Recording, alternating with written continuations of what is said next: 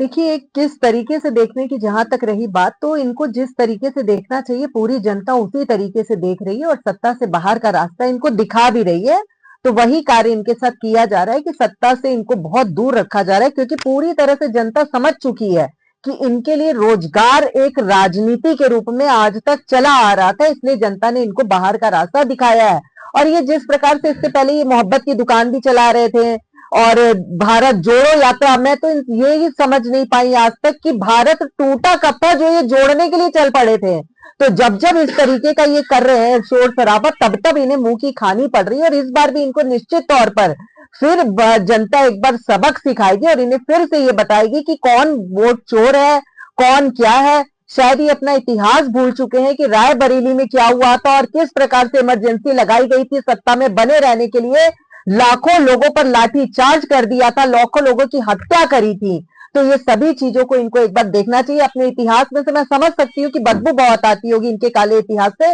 लेकिन एक बार इनको झांकना चाहिए, उसके बाद इस तरीके के प्रोपेगेंडा वाली राजनीति शुरू करनी चाहिए। देखिए, वो तो देश और दुनिया ने देखा, स्वतः स्फूर्त वहां पर कार्यकर्ता जिस तरह से टूट पड़े रामलीला मैदान पर आक्रोश दिखाने के लिए, अपनी नाराजगी दिखाने के लिए। माननीय राहुल गांधी जी, माननीय खड़गे जी के आह्वान पर जिस तरह से देश के कोने कोने से वहां कार्यकर्ता आया, और यकीन मानिए जितना रामलीला मैदान के अंदर आपको लोग दिखाई पड़ रहे थे, उससे 3 गुना ज्यादा बाहर सड़कों पर थे और पूरा अपना जो एक्सप्रेस कर रहे थे, वो जो उनका गुस्सा था उनके अंदर, क्योंकि उनको जिस तरह के लोक लुभावने वादे और दावे उनके साथ किए गए, उनमें से वो किसी पर खरा नहीं उतरी है भाजपा। चाहे केंद्र की सरकार हो, चाहे राज्यों की सरकार हो, महिला अपराध हो रहे हैं, भर्ती घोटाले हो रहे हैं, केंद्रीय एजेंसियों का और